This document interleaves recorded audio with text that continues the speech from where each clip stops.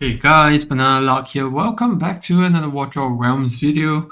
We're back with a GVG video, which I don't do very often because honestly, it's something that's been on a lower priority for me. But this gauntlet is very important to us because, for context, we are up against AEgis in the finals, which is probably two of us are probably the best guilds in the 6x server at the moment. So both guilds always go head to head against each other, and we have only won one gauntlet against them. Other than that, it's been, I think, 3 losses. And yeah, this video is just gonna talk about this battle, which looks to be like a victory for now. So yeah, before we go into that though, just want to give a big shout out to our teammates, especially our guildmates from the Russian guilds that joined with us about 2 or 3 seasons ago, because we had lots of guys quitting from the US after the TikTok announcement and bans, and then since then we were on a losing streak for quite a bit until they joined our guild, and things just sort of reversed from there. And they work super hard as well. They're testing all our defenses, looking for blueprints so that we can execute our attacks. And yeah, big shout out to them, and obviously our existing guild members, who have done a lot of work to get us to where we are here today. And also to AEgis as well for always putting up a really good fight, keeping us on our toes, and making sure that always doing our best when we're up against them. Okay, so I'm not going to be able to highlight every single battle. Obviously, there's a lot to unpack here, but I think the main thing that we really want to focus about is the strategies that we really try to undertake to secure our victory here. So we know that overall, this particular season, ever since the Grotesque Fiend and the Frost Guardian were released, they are essentially the powerhouses, and we haven't even had a lot of people getting the demon captains in, which would tremendously boost the impact of either of those teams. So I'll just focus on my team for now. You can see right here, it's a very odd team. Why do we have Wukong in an Esotericist team? And then over here, that's fairly reasonable, but yeah, this one looks really odd. So let's see what went down here. So we had a couple of attacks. Couple of them were flyers trying to fly through. We have KFC as well, which is the Grotesque Fiend. We can narrow down this first one, which actually took 20 off me. You can see level 7 Grotesque Fiend, level 7 Gauntlets. And yeah. And you'll be very surprised at what licked to result in that 20 HP loss. Yeah, Lily was a bit late there. If Lily got her ultimate slightly earlier, Anora would have survived there. Because Anora will receive invulnerability with the unyielding that Lily provides. You can see here, that is the thing that actually is going to lick. It's going to be the spiders and the venomous tentacle little thingies.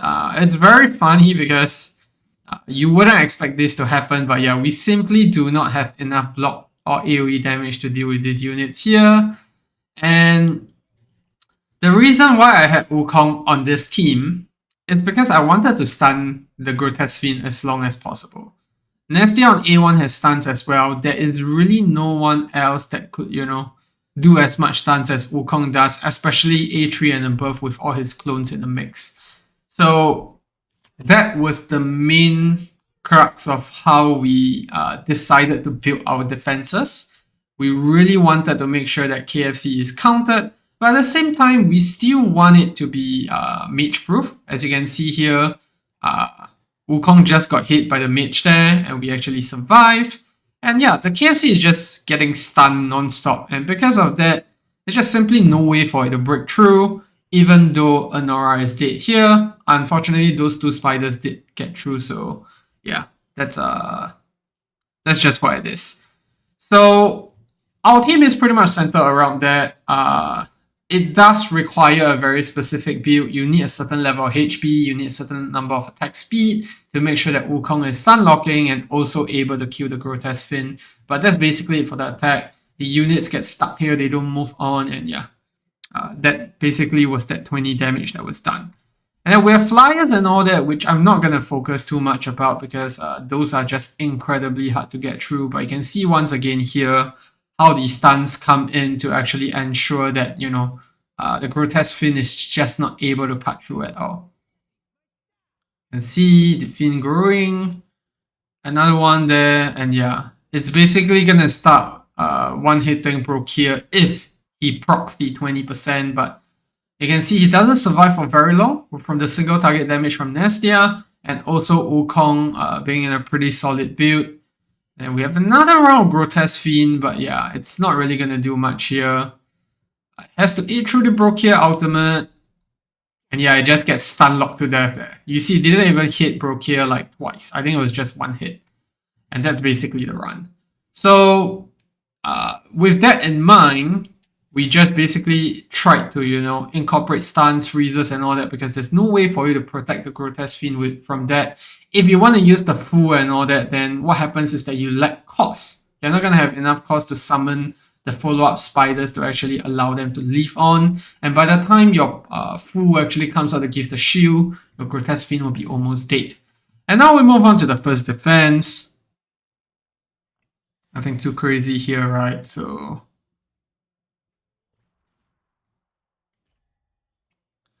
okay, same thing here. We're gonna get a Grotesque Fiend, Ymiret killing all of them. And we're gonna slow down for a bit here. You can see that Torador almost dies a couple of times. But the stuns, the freezes, and everything just coming together, it just locks the Grotesque Fiend for such a long time that Carnelian's ops come back in time before they can do anything.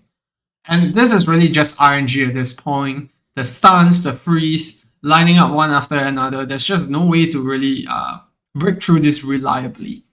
Unless you have like very, very strong BP, then yeah, it's gonna make a much larger difference. So you can see that it finally took off Torador's first life, but it's too late by now because that's the second Grotesque Fiend, and he should have managed to kill off Torador so that the archers can actually kill off the rest of the units.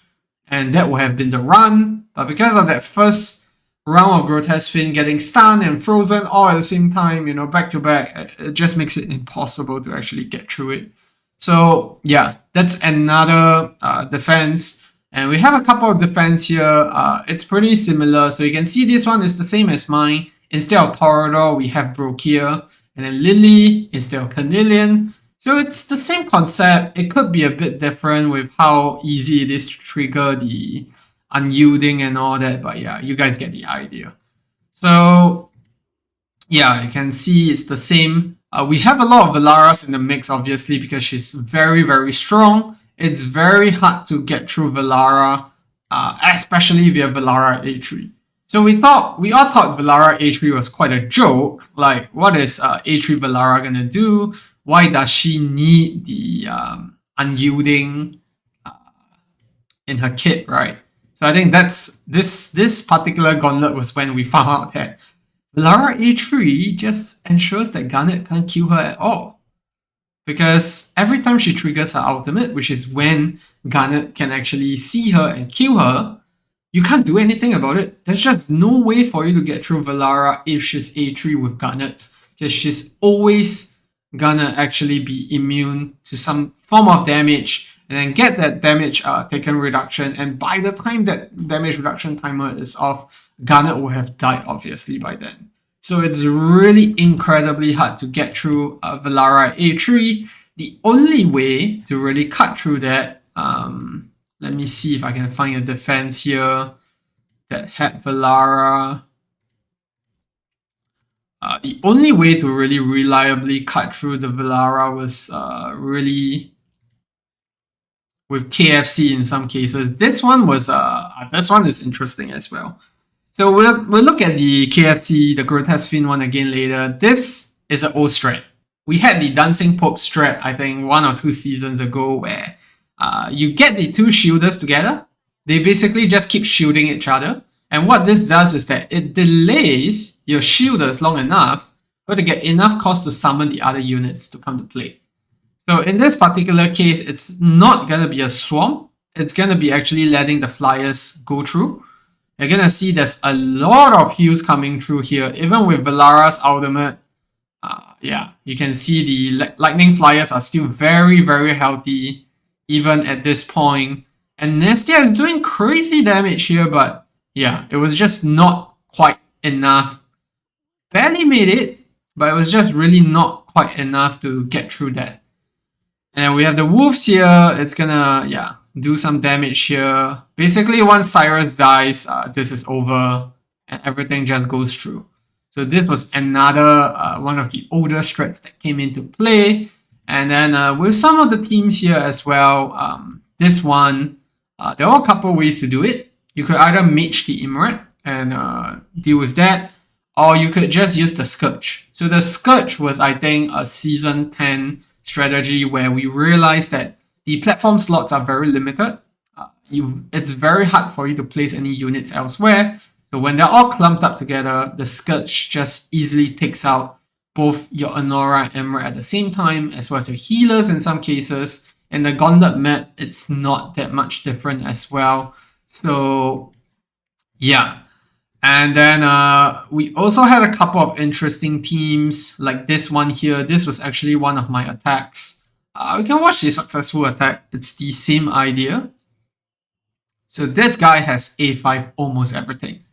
A5 Nezha, A5 Valara, and you can see here, first of all, the bomb to kill off Nezha, and that's the Lotus that spawns. And then after this, the only way to really deal with it is to use a Mob, because Mob has that crush shape AoE attack that he does. And yeah, that's his ultimate there. He gets that first hit off, and yeah, he gets slammed by More there. The Frost Guardian comes through and everything just slips through because Valara has no block. There's just no way for her to deal with that there. And if I'm not wrong, More consumes 2 block as well. So yeah, another one of the more interesting lineups that we had to go up against. And yeah, Gauntlet is really where you start seeing a lot of different teams getting put together because the stakes are so high. You basically only have one attack on each opponent. So diversity really helps because for a 24-hour timeline, there's just simply no way for you to get past that. So now we can move on to some of the big houses where we have some teams here. So this is an all-out damage team. We know for sure with this team, your Brocare is not going to survive for long because of the Grotesque Fiend. And you also have the Somi with Inspiration. You have Magda with penetration, so it's really an all-in strategy in my opinion to try to get you there. So let's just look at one of these attacks here to see how it went. See, level 6 Grotesque Fiend, level 3 more, so this is really the Kraken territory side of things. Yeah, you can see here, same strategy. It's always the spiders, the tentacle spiders, and then the staffs there. And you can see actually if we restart here, there were a lot of control going on here. There is Araka with the stun. There's Magda with the pushback. There's Brocare with the freeze. You can see that he barely gets his hits off. Yeah, that last hit was basically what really sealed the fate there. Because once you trigger Brocare's unyielding, right, the next time that he dies there, the next time that he takes fatal damage, he's gonna die. So to speed things up here, you're going to see the same deal. Grotesque Fiend again. It's going to kill that off. Brocare dies, and you can see that pushback happening once again. And bear in mind, that pushback was not from Magda's ultimate. It was actually the Magda passive where, you know, if a unit in front of her dies in her attack range, she gets that pushback for a bit. And yeah, this is basically... You can see, even then, More just gets absolutely shredded by Lady Alexandra. It's just so freaking strong. So it's really an all-in strategy, but it is still subjected to RNG. That's why you see out of 5 attacks, we only managed to get 3 through. Yeah, so really not an easy fight. And then we have the other one, which was the Pelagios team. I'm trying to look for that. That was also pretty nasty to go up against. So we can see one of the successful ones here so you guys get an idea. So this time around, we're seeing a showcase of both Demon Soldiers, Grotesque Fiend and Frost Guardian, which are honestly two of the pretty broken units that we got. Frost Guardian is a bit underrated, I find. He is very strong in physical teams because it's just impossible to kill him, and there's just so many stuns involved, and by the time you actually get through all of that, your units will have been frozen for a few times, and it's very easy for Demon Soldiers to lick through. In this case, it's a bit underwhelming. You see him dying quite quickly, but rest assured, if you don't see an all-out DPS team like this, the Frost Guardians are actually pretty tanky. So now we get to the last bit. You can see right there, it was only one attack, but the 25% chance proc. So he killed Torador once. Do another attack there. Very lucky. The proc happening again. I think Torador's first life was taken in the very first Grotesque Fiend. And even after this, it is still incredibly hard to get through this because you still have Pelagios and Lady Alexandra alive. You have to wait for them to cast their ultimates. And then pray that the Vortex from Pelagios doesn't trigger or anything. And then the wolves go through. Tons of RNG involved here still. Torador can stun. Pelagios can do his Vortex thing. So, yeah. So, that's pretty much it. Those were the key highlights, honestly. The big houses and also the deal with the Valaras and all that. I'm not sure if I can find a team where Valara instantly died to Gauntlets. Let me find one. Because I'm sure there's some teams here that are not Gauntlet proof, and that's probably how they got there. Yeah, so this is the Gauntlet one. You're gonna see Valara dying.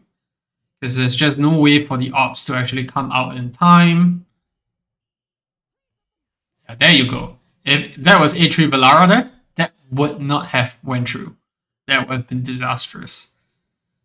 And the only way we know whether these guys have A3 Valara is looking at them during the summoning leaderboards as well as seeing them on the arena. That's just one of the few ways to know what's going on. You can see Frost Guardians surviving for pretty long there, even though we have a Pope and Alex hitting them non-stop. But yeah, once the Valara was dead there, AoE damage was very minimal, so it's very easy to get through. You can see Necro still full HP there, almost sliding through. So yeah, that's pretty much the teams. Nastya really proving up to be very, very strong in terms of single target damage. The stuns combined with Wukong did a lot of work. This is not the only Wukong Nastya team in my guild. We have a lot of variants of it. As I said, there was one... Where was it? There was one here as well, but I believe it was A2 Nastya as well.